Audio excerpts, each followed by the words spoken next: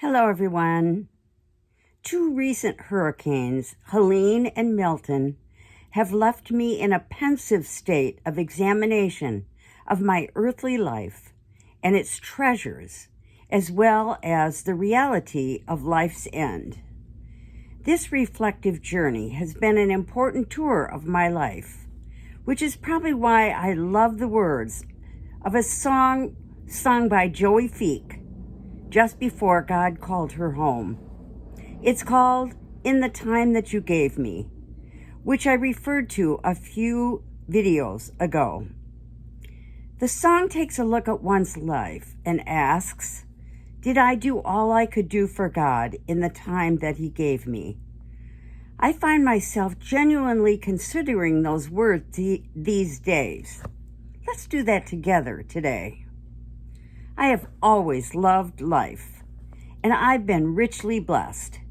Even when difficult circumstances arose, as they do for all of us, God gave me a resiliency to rise above them and move forward. That's a gift beyond, one many don't have. I rarely dwell on adversity, but instead dwell on my blessings.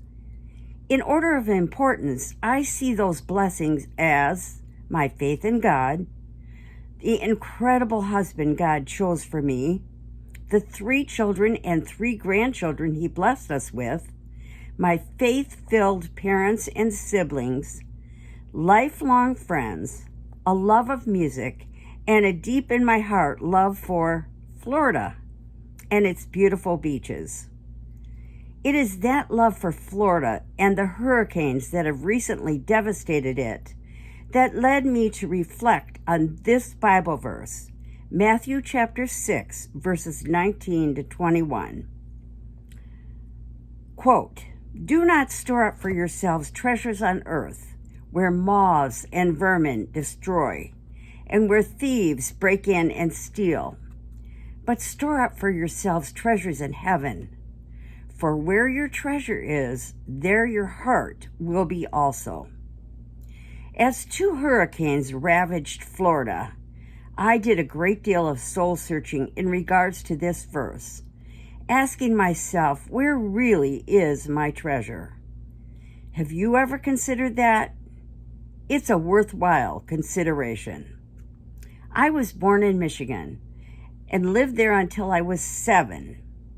Like my dad before me, I was and still am always cold. When temperatures drop below 70, I struggle. Cold seems to go directly to my bones, and I can't shake it. Michigan is a cold, snowy state in winter. At least that was true for my young years. I hated it. When I was 7 and we moved to Florida, I knew I had just been transported to heaven, even though it was on earth. Not only was I never cold, but there before me were the most beautiful beaches I had ever seen. White sand, warm water with rolling waves, and swaying palms. At that moment, Florida found a place in my heart that remains to this day.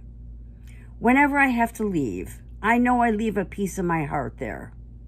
So, hurricane season brings with it a tough reality for me, as does advancing age.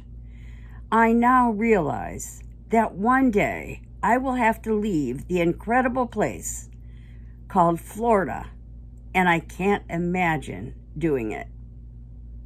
Over the last few weeks, the I may have to leave reality held me tightly in its grips twice.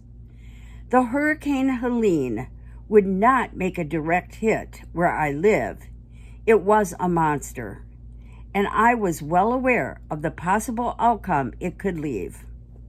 I faced the possible loss of our home and was shocked and relieved when told our place was intact, while many of our friends lost theirs. My prayers of thanks rose high. 2 weeks later, Hurricane Milton would be even worse. Not for one moment did I believe our place would remain after that one. I couldn't shake the Matthew verse either. I had to face it and come to grips with the reality. Where really was my heart? Was I holding on to this treasure on earth and violating God's words in Matthew? I had to take a serious look at that, and I did. I prayed about it. Not that God would spare our house, but that He would help me through its loss and keep me focused on the fact that that treasure actually belongs to Him. My husband and I are not the owners. We're just the caretakers. Owners can take what they own at any time. And God owns everything, even our Florida home. It took a great deal of soul searching and prayer to accept that, but I eventually did. I surrendered it to God. Oh, how tough that was. Milton inched closer and closer. Floridians were told to seek shelter because the storm was unsurvivable. With those words, I knew God was reclaiming our deed, and we would never return to Florida to live. Like Job, He was going to take away an earthly treasure and make me understand, beyond a shadow of a doubt, what His ownership means. Everything we have is His. Everything. Our home, our spouse, our children, our parents and siblings, our extended family, our friends. And He can take them at any time. We can love everything while we have it, as long as we understand He's the rightful owner. And He makes the final decisions. The Holy Spirit got me to fully understand that truth. With tears, I accepted His ownership of not only our Florida home, but Florida itself. It was ours to enjoy only as long as He allows it. My true treasure and the place of my heart needs to be in heaven. Luke 21, verse 28 says, quote, "Lift up your heads, for your redemption is drawing near," end quote. It was a lesson well learned. Hurricane Milton did tremendous damage to our neighborhood. The home next to us and the one across the street were severely damaged, probably beyond repair, as many others were. To our shock, though, our home was not touched. We are totally undeserving of that gift. I no longer see it as a treasure, but as a blessing. And there's a difference.